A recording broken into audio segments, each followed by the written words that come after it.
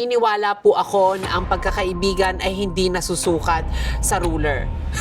Wag mo na lang sigurong balikan ng balikan, mag-focus ka sa kung anong nangyayari sa kasalukuyan. Kasi kung babalik at babalik ka sa kung anong dumaan, magugulo ka eh. Parang alam mo yung feeling na parang yung kahit kasalukuyan mo, pwede kang madiskaril. Ako, I believe po na there are pros and cons of the Pax Silica.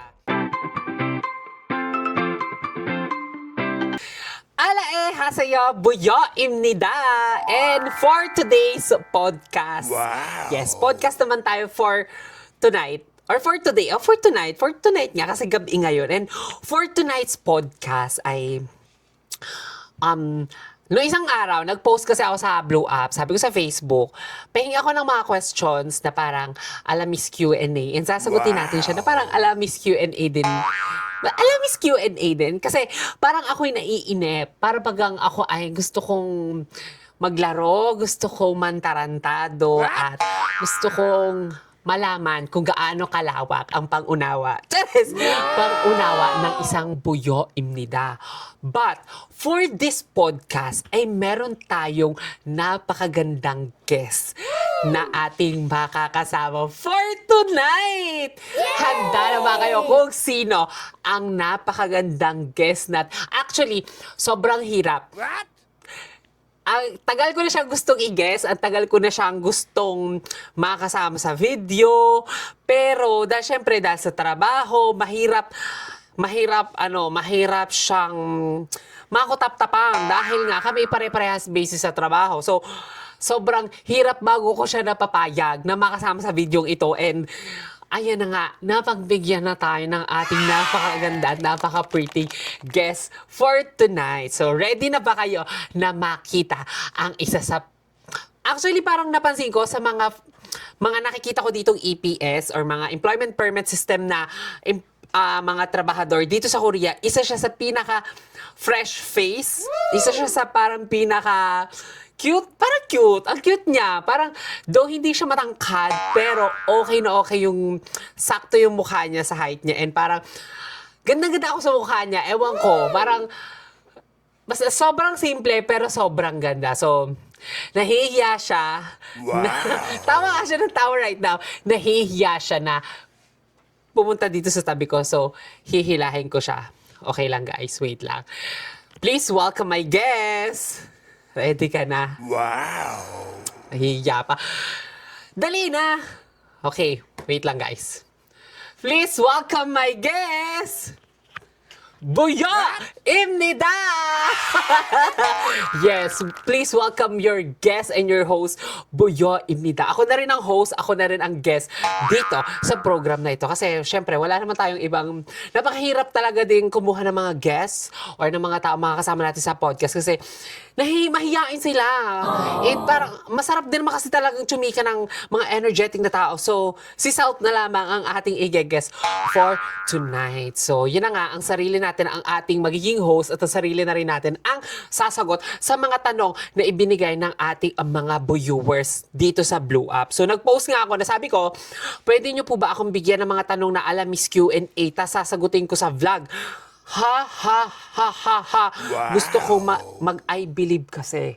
So, yan. May mga nauto tayo at ngayon, sasagutin natin ang mga question na ito.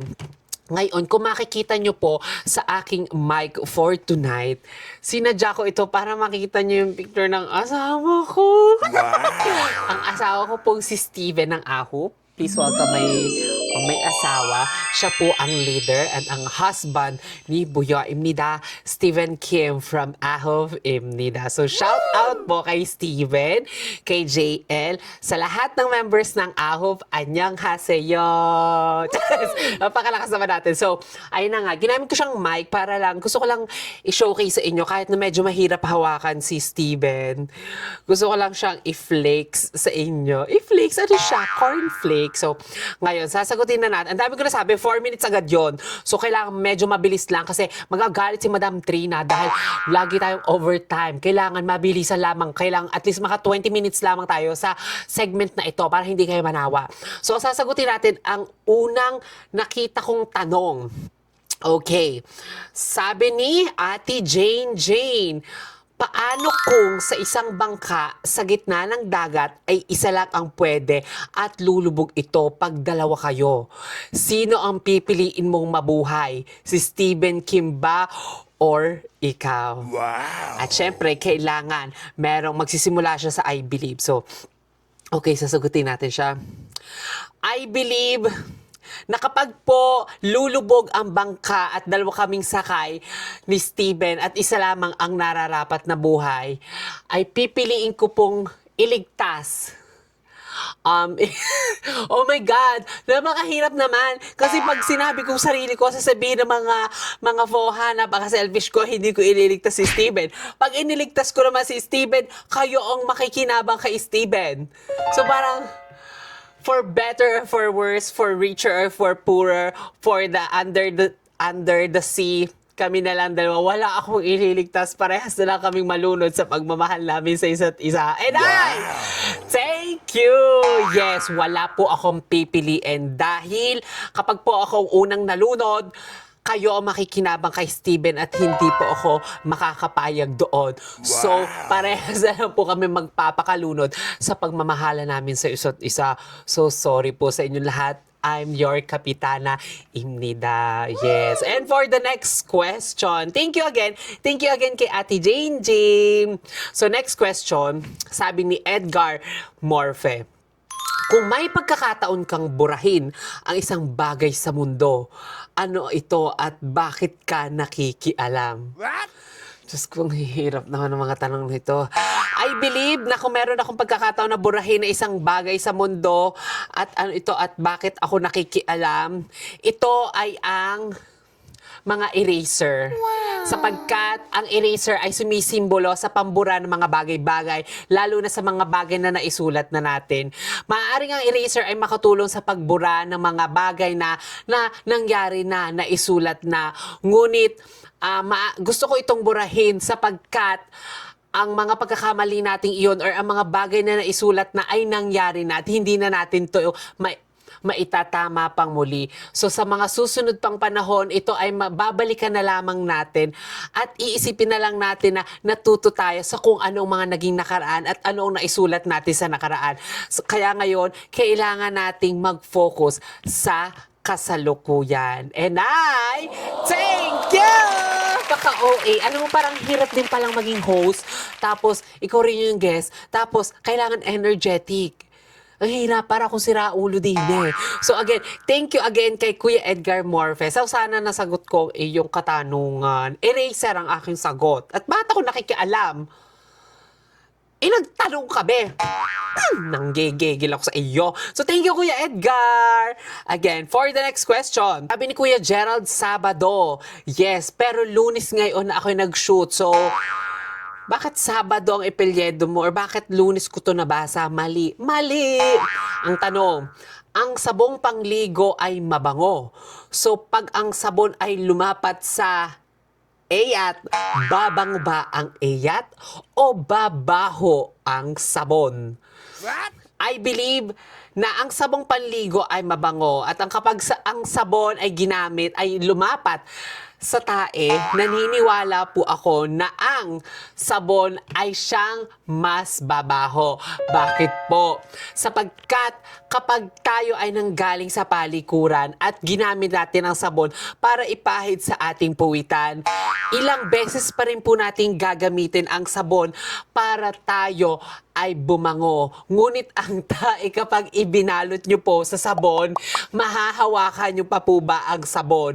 Kaya naniniwala po ako sa kasabihan na kapag ang sabon ay bumaho, mag-body wash ka na lang kasi mahirap na po siyang hawakan. And I thank you! So, ayan. Naubos ang energy ko sa patatlo para ang natunong. So, parang hirap naman. Anong babaho? Feeling ko ang sabon ng babaho dahil ewan ko, parang gayon nga kasi kahit ilang beses ka nang magsabon, parang medyo amoy tae ka pa, di ba ga? Kahit kayo, minsan may ganong feeling. Pero kapag ang sabon, pinahid mo sa sabon, ang tae, di ba ga? What? Mabaho. Ewan ko din, hindi ko alam. So thank you again kay Kuya Gerald Sabado. Okay, sabi ni Ate Casey Jean Kim, naka-English pa to ha. Kung ikaw si Batman, kakampihan mo ba si Robin pag nag-away sila ni Darna? Okay. Kung ako po si Batman at kung kakampihan ko po si Robin kapag nag-away sila ni Darna, wala po akong kakampihan sa kanilang dalawa. Kasi naniniwala po ako na ako bilang isang kaibigan ng dalawang tao ngayon, kailangan kong pumagitna at kailangan kong makinig sa bawat panig ng bawat isa. Hindi ako maaaring makinig lamang sa istorya ng isa at hindi ako maaaring makinig lamang sa istorya ng isa. Maaari ko pong doon ko muna po sa Latin kung ano ba ang pinagmula ng kanilang pag-aaway, kung ano ba ang pwede kong maitulong para magkabati ang dalawa. At naniniwala po ako na ang pagkakaibigan ay hindi nasusukat sa ruler. Dahil ang hirap pong ilusot ng tanong na ito dahil kapag sinagot ko, nakakampihan ko si Darna, ibabash po ako ng mga, alam niyo yon. At pag kinampihan ko si Robin, ibabash din po ako. So wala po akong sasagutin. Bahala po kayo magbugbogan diyan. Basta ako po, wala po akong kakampihan in order to maintain the group activity. So, and I thank you. Thank you, Ate Casey Jean. Medyo mahirap siya, tricky siya kasi para siyang yung naging question talaga to sa Miss Q&A kasi nanonood talaga ako Miss Q&A and parang mahirap siyang sagutin kasi dalawa yung pwedeng maging tamang sagot dyan. Pwede mong kampihan pwede kang makinig, pwede kang, iba pala yun. Di wag na nating sagutin. Wag na nating sagutin, Ate Casey. Wag na tayong pumagitna sa away ni Robin at ni Darna, di ba? Doon na tayo pumagitna sa away ng paksilikan, ng gay-gay ako sa paksilikan yan. So, thank you again kay Ate Casey Jean Kim. Okay, question naman ni Ate Queen Welder ng Korea. Ang Ate Queen, hi Ate Queen, I miss you. Sabi niya, who is your role model and why? Model? Ano to? Asia's Next Top Model? Who is my role model? I think, naniniwala po ako na ang role model ko sa buhay ay ang aking sarili. Sapagkat, bilang ako po ay, ang hirap sagutin. Naniniwala po ako na ang role model ko sa buhay ay ang aking sarili at ang aking pamilya. Aking pamilya? Bigla isinigit, sip-sip sa family. Feeling ko ang role model ko sa buhay, wala. Actually guys, to be honest din, Ate Queen, wala akong totally role model kasi ako yung tipo ng tao, to be honest po ha, hindi rin ako totally nanonood ng ibang mga, kahit mga ibang vlogs or kahit ibang mga tao, mga inspiration. Parang I want to create my own, I want to be my own, I want to, gusto kong dumaan or gusto kong ako yung gumawa ng sarili kong daan at makadiscover kung sino at ano ang kakayanan ko. So parang hindi ako nagbabase sa ibang tao na maging role model para gayahin ko sila. Gusto ko ako yung maging inspirasyon sa sarili ko at ako ang kusang dumiskubre sa kung anong pwede ko pang madiskubre sa mundo. And dahil doon, mas makikilala ko sarili ko dahil kapag ako ay dumipende sa mga ibang tao or tumingin ako sa ibang tao, maaring hindi ako ang maging ako. Maaaring gayanin ko sila at mawalan ako ng sarili kong identity. So, parang feeling ko, to be honest, wala po akong role model dahil nga, gusto ko maging ako. I want to be me. I want to create my own path. I want to break free. Yes, I don't have any role model. Parang, syempre, magkaroon tayo ng may mga tao na pwede natin maging inspiration pero wala akong totally role model. Syempre, hindi na mawawala yung family natin dyan, the parents, but my role model is myself. And thank you Ate Queen Welder, yun ang sagot ko. Kahit siguro sino magtanong sa akin, yun ang magiging sagot ko. No showbiz attack. So again, thank you again kay Ate Queen. Sabi naman ni Abigail Jane, What kind of legacy or impact do you want to leave behind on the people around you? Wow, may pa-legacy na para bang may ipamamana ako sa mga tao sa paligid ko. So ako, feeling ko, the legacy I want to leave to the people behind me is being strong, being me. Kasi parang alam nyo sabi ko nga, napakarami ng tao sa mundo and we have our own character, own personalities, but na magkakaiba tayo ng mga pinagdadaanan, magkakaiba tayo ng mga paniniwala sa buhay. Pero naniniwala ako na may mga tao kasi na medyo parang nagiging magkakatulad na. Dahil nga, so ganun. So ako, feeling ko, ang gusto kong iwanan ay ang parang yung pagiging strong mo sa buhay. Parang ganun din. Wala. Ang feeling kong gusto kong iwanan sa mga tao, si Buyo ay naging matibay, si Buyo ay like this, di ba? Chinatsaga ko na magpapansin dito sa social media and I believe na itong pagtsatsaga kong ito, maniwala kayo, mark my words, I will have 1 million followers.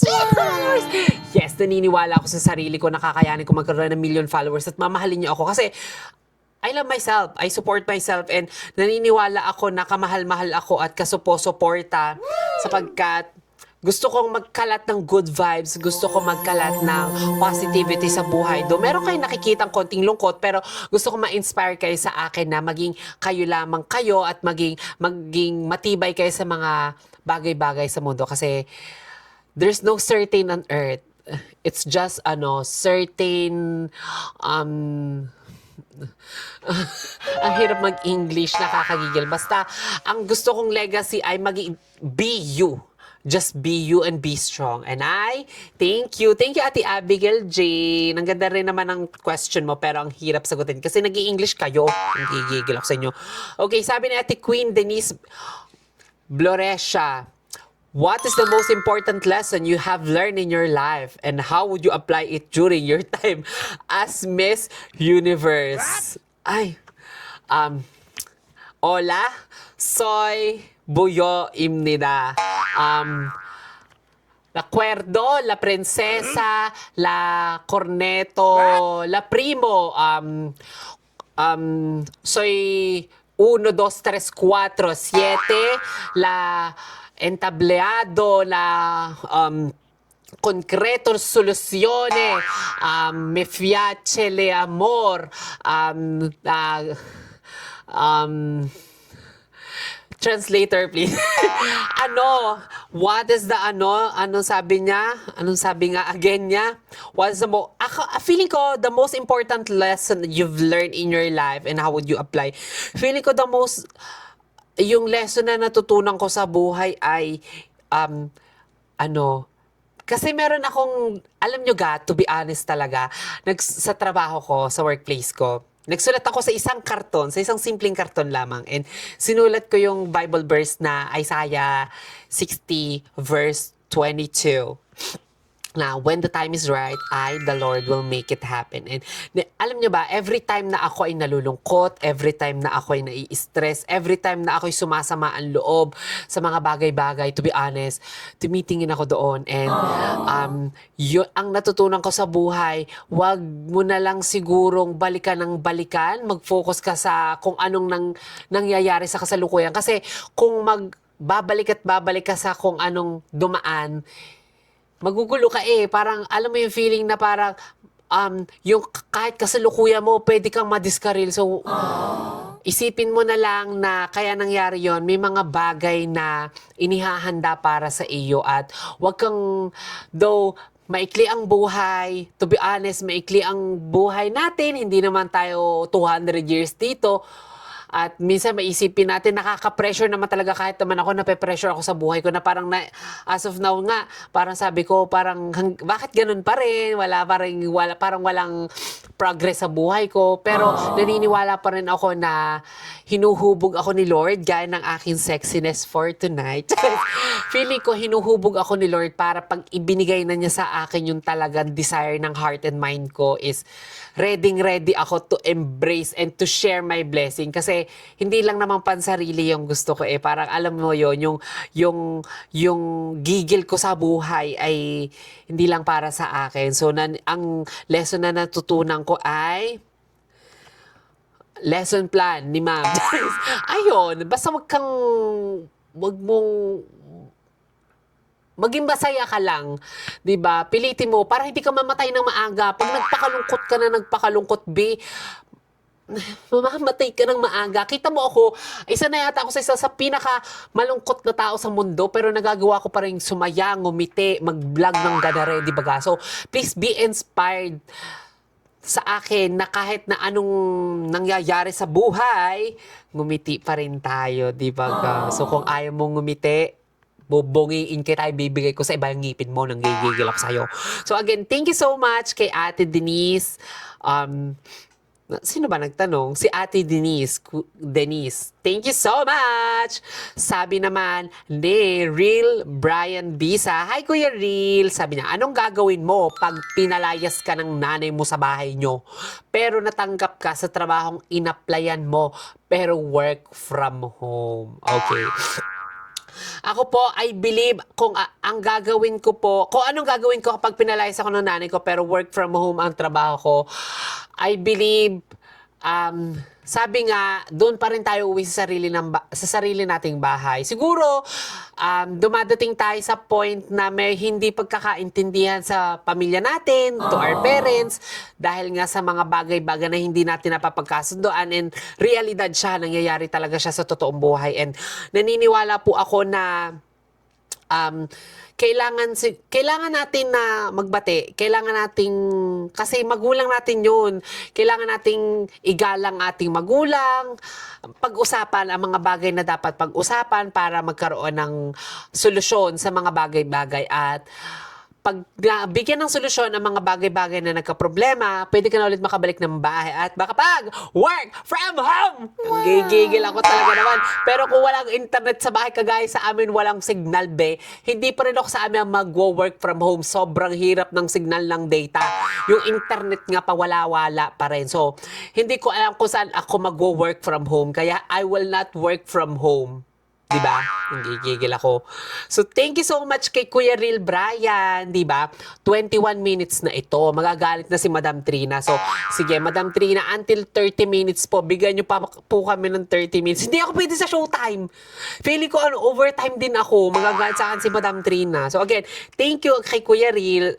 Next question. Nakain ko tuloy yung mic. Sabi ni Kim Mark, do you see Pax Silica as beneficial for local economy or a threat to our sovereignty?